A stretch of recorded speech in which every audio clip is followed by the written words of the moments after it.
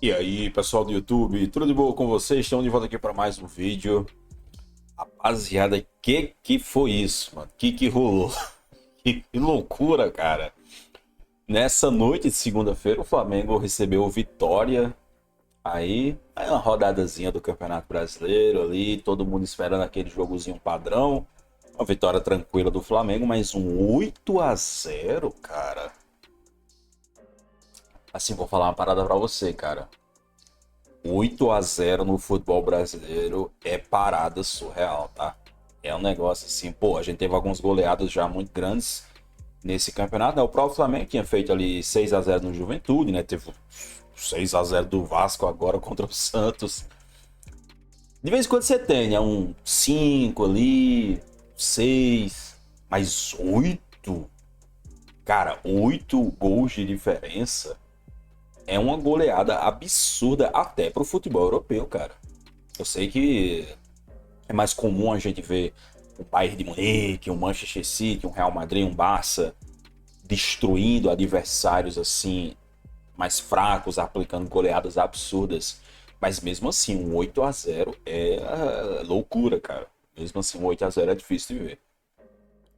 Maior goleada da história do Brasileirão de pontos corridos, tá? Esse 8-0 do Flamengo superou a goleada de 7-0, né? Que estava ali compartilhada por três clubes, se eu não me engano, era Goiás, São Paulo e Cruzeiro, que tinha uma goleada de 7-0 nos pontos corridos, e agora o Flamengo, de forma isolada, assume esse recorde. E assim, cara, que jogo do Flamengo contra o Vitória. Ah, não tá pegando um adversário muito exigente, né? O Vitória tá ali brigando contra o rebaixamento, mas não significa que seja qualquer coisa. Afinal de contas, se fosse assim, tava todo mundo metendo 8-0 no Vitória e não é o caso, né? Não é o caso. Muito pelo contrário, tem times aí que suam sangue para conseguir ganhar do Vitória. E o Flamengo foi lá e, porra, parecia um amistoso contra um time amador, cara. Parecia um negócio assim, completamente surreal.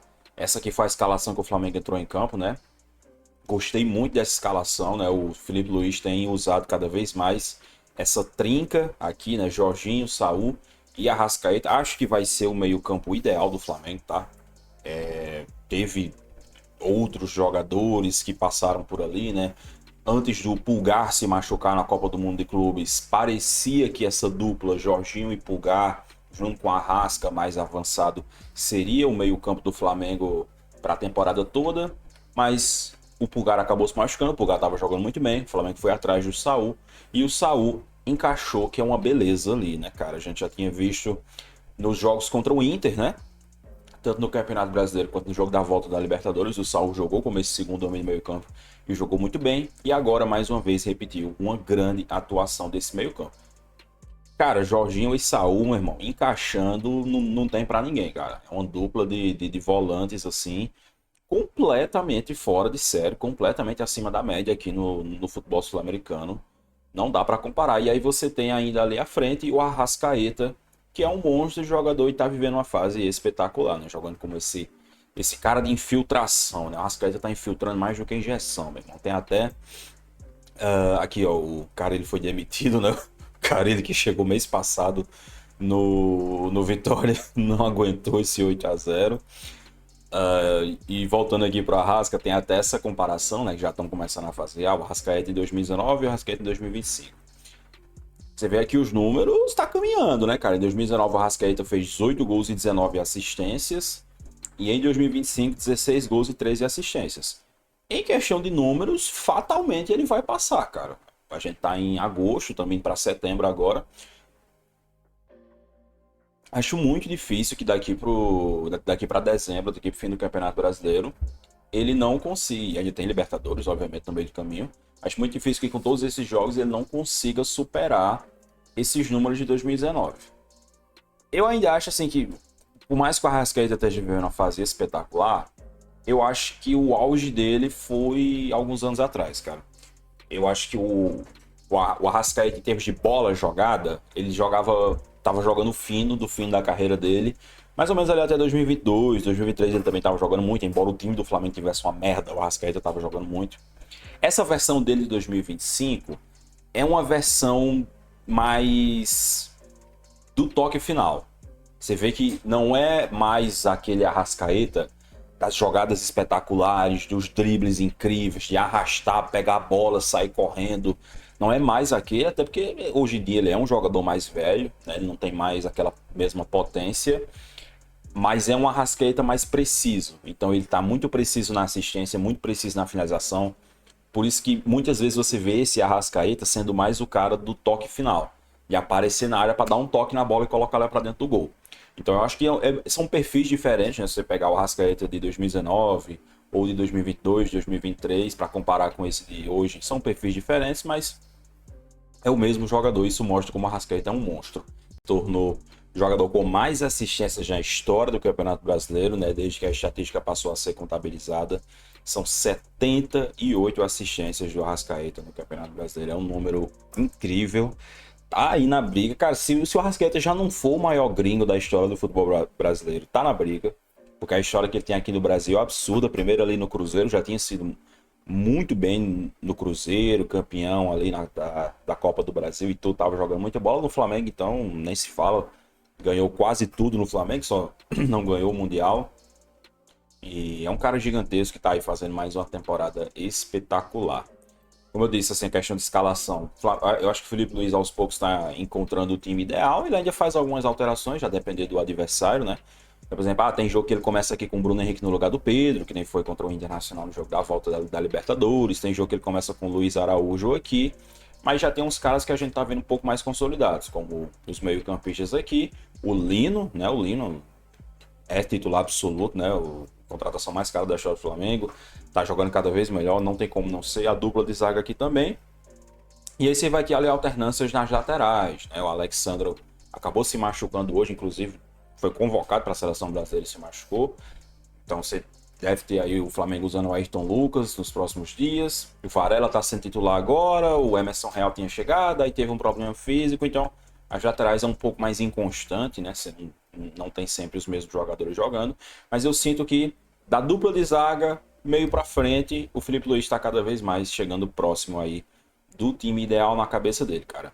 Nessa grande goleada contra o Vitória, foram 3 assistências e 2 gols do Lino, 2 assistências e 1 gol do Arrascaeta, 1 assistência e 3 gols do Pedro, tá? Simplesmente absurdo. E assim, cara, o mais foda, assim, o mais brabo é a beleza dos gols, cara. Cara, cada gol bonito que o Flamengo fez, irmão. Cada gol bonito. Pô, o gol do Arrascaeta foi um golaço. Dois dos gols do Pedro, né, que ele faz 3. 2 dos gols dele são maravilhosos. O primeiro que ele dá um corte no zagueiro e depois dá uma cavadinha. O segundo que ele dá um elástico dentro da área e depois de novo dá uma cavadinha. O gol do Luiz Araújo, né, que começa com a jogadaça do Samuel Lino, que ele dá uma caneta ali no jogador do Vitória, vai para dentro e a jogada termina no gol do Luiz Araújo. Gols bonitos, jogadas bonitas, o time fazendo uma pressão excruciante, né? Você vê, com 3 minutos de jogo tava 2-0 pro Flamengo. E aí o primeiro tempo termina 3-0, aí quando volta pro segundo tempo de novo, com 1 minuto do segundo tempo, o Flamengo faz o 4º gol. Então é uma pressão absurda que o Flamengo exerceu nesse jogo contra o Vitória e que faz você pensar, cara, se o Flamengo conseguir fazer isso aqui em todo jogo no Maracanã, cara, vai ser muito difícil segurar, porque o Flamengo já era um time muito bom com o Felipe Luiz, o trabalho dele já era incrível, só que o elenco do Flamengo tá ficando cada vez mais forte. Se você pega o elenco do Flamengo hoje e o elenco do Flamengo quando o Felipe Luiz assumiu, tem uma diferença clara de força. O Flamengo hoje tá com um elenco, porra, absurdo, cara. Um dos melhores elencos que o Flamengo teve.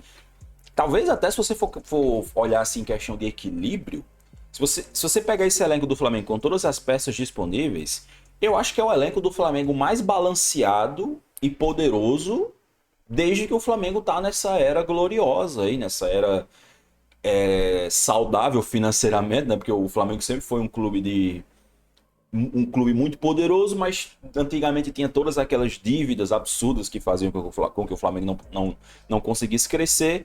E desde que o Flamengo superou isso e tem conseguido investir cada vez mais no mercado de futebol, que é basicamente nos últimos 10 anos, eu acho que um ponto de chave muito grande para o Flamengo começar a investir muita grana nessa fase de saúde financeira foi a contratação do Guerreiro, né?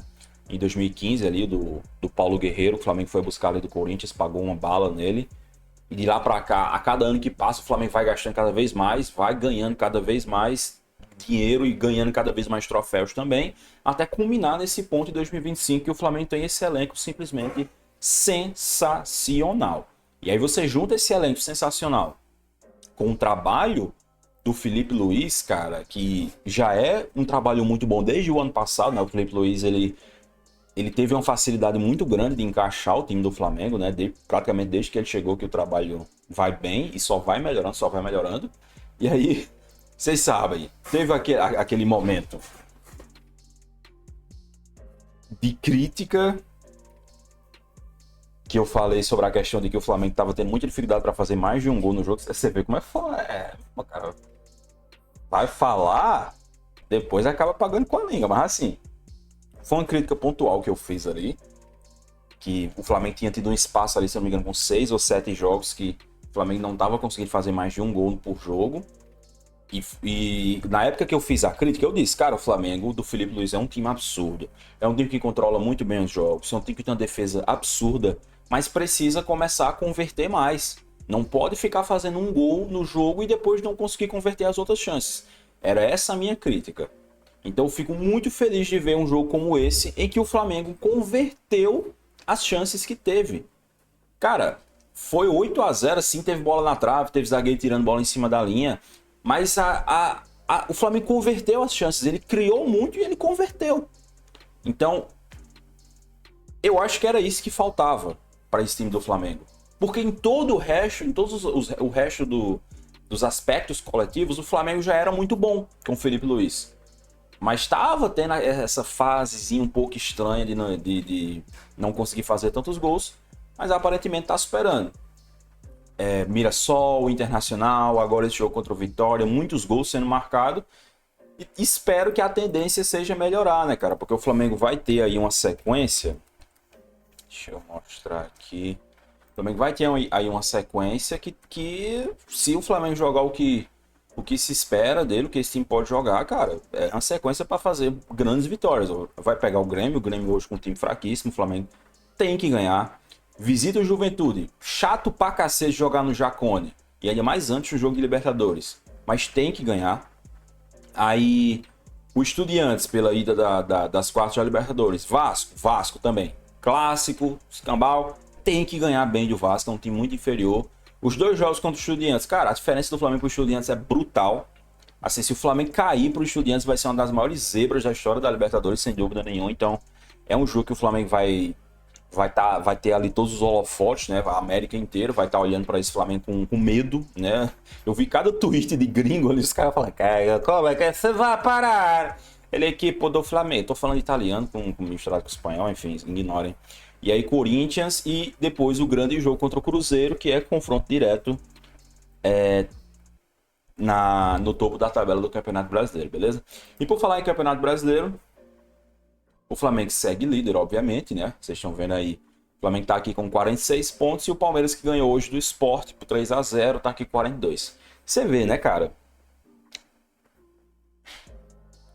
Pontos corridos é foda, porque o Flamengo, ele joga muito mais do que o Palmeiras. Se você for aqui os números, a diferença é bizarra.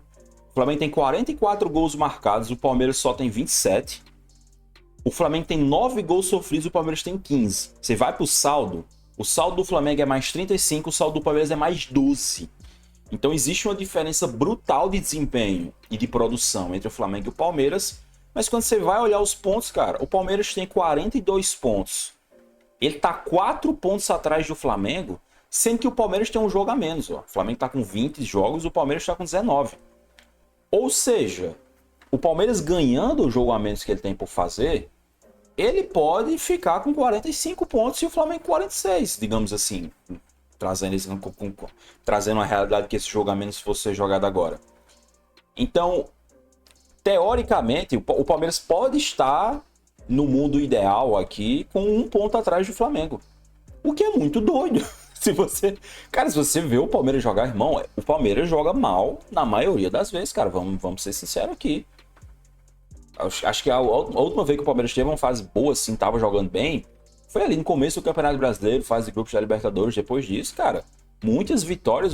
Você vê aqui a sequência do Palmeiras, é muita vitória, mas às vezes umas vitórias, cara, jogando futebolzinho, longe de ser convincente, longe de ser aí das melhores fases do Abel Ferreira no comando do Palmeiras.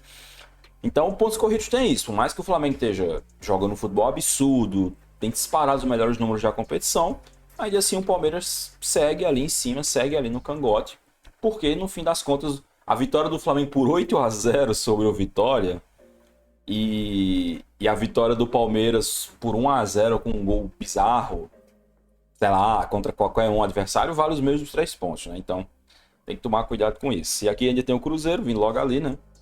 Tá 41, ficou um pouquinho para trás depois de alguns tropeços, né? Ele tem 2 jogos a mais que o Palmeiras e um jogo a mais que o Flamengo, mas o Cruzeiro ainda tá na briga, ainda tem confronto direto e tal. Inclusive o Palmeiras tem esse negócio, né? Porque o Palmeiras não é líder agora porque ele perdeu os 2 confrontos diretos. Ele perdeu o confronto direto pro Flamengo e ele perdeu o confronto direto pro Cruzeiro. Porém, no segundo turno, o Palmeiras vai fazer os 2 confrontos diretos em casa.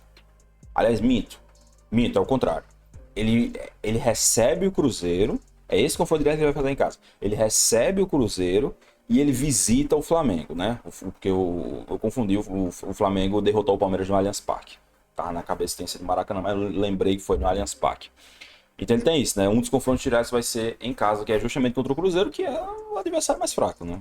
Entre Cruzeiro e Flamengo, é melhor pegar o Cruzeiro hoje, nesse momento. E assim, eu tava pensando aqui, cara. Eu vi esse tweet aqui do Vugão. Não ironicamente, esse 8-0 será um marco na história do futebol brasileiro. Tudo vai mudar a partir daqui. Não sei como e não sei porquê, mas uma mudança profunda vai acontecer. E aí tem umas pessoas ali comentando que, porque agora aquela disparidade que existe entre os principais times das ligas europeias vai começar a acontecer aqui, porque o Flamengo tem muito dinheiro, o Flamengo tá muito rico, o Palmeiras também. O Palmeiras esse ano gastou 300 milhões de reais, é um time que contrata pra caramba também, só não tá com um trabalho tão bom, né? O trabalho do Abel Ferreira tá meio zoado nesse momento. Eu não sei se realmente o caminho é esse, porque o futebol brasileiro é muito imprevisível. O Flamengo pode meter 8-0 no Vitória e daqui a pouco ele empata com o Grêmio, cara. O Grêmio não jogando porra nenhuma, vai lá e empata com o Flamengo.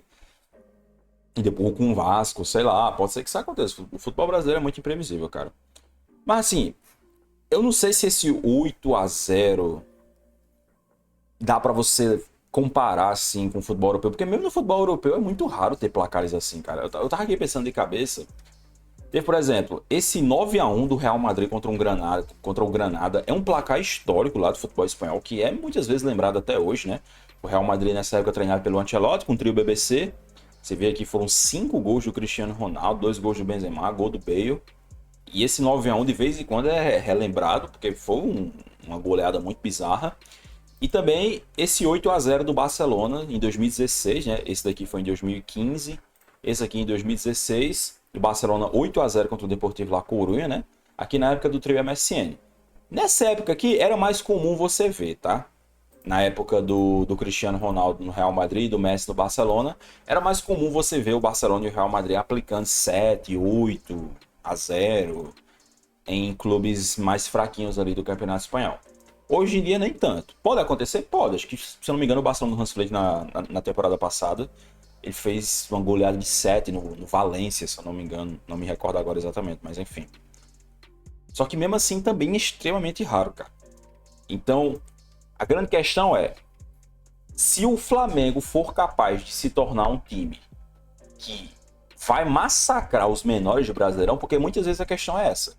O Campeonato Brasileiro, muitas vezes, cara, mesmo que você seja superior aos outros, às vezes os times aqui se complicam, se enrolam contra times fracos lá da parte de baixo da tabela.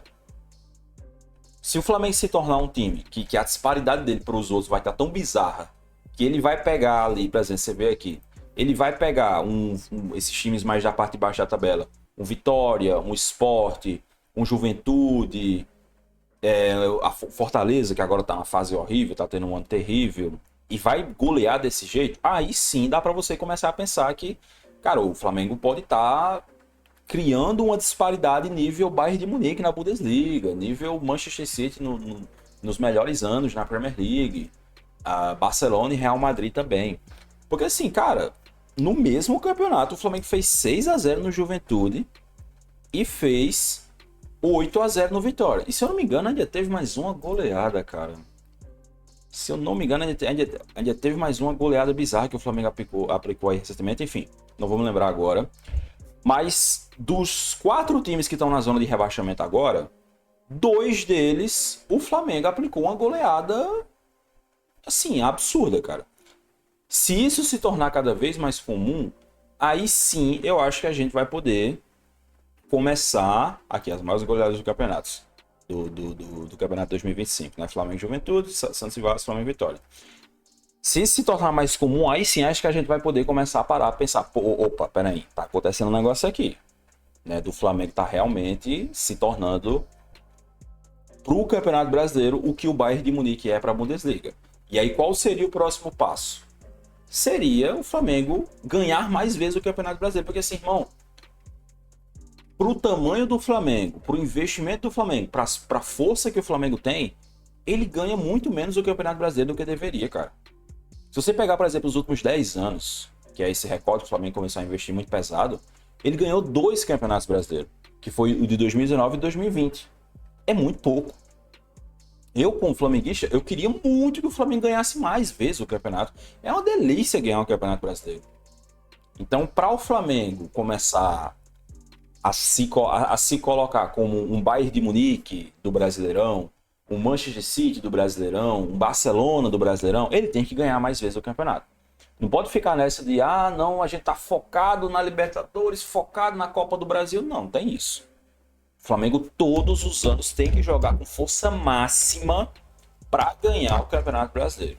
Para tentar emplacar aí 1, 2, 3, quem sabe, repetir ali o tri do São Paulo. Acho que essa tem que ser a meta, cara. Claro que vai ter sempre o Palmeiras incomodando, vai ter momentos que o Botafogo vai incomodar, o Cruzeiro agora tá aí com um time muito bacana, mas o Flamengo tem que se colocar como esse time para tentar dominar o campeonato, porque força para isso o elenco tem. E a tendência é que tenha cada vez mais a cada ano que passa, beleza? Enfim, rapaziada, é isso. Falei bastante aqui. Ano muito promissor do Flamengo, cara. Mata-mata de Libertadores, segundo turno de Campeonato Brasileiro agora. Quem sabe aí grandes coisas vindo aí no futuro do Flamengo em 2025. Obrigado pela sua atenção aqui nesse vídeo. Like, comentário e nos vemos no próximo. Forte abraço e valeu.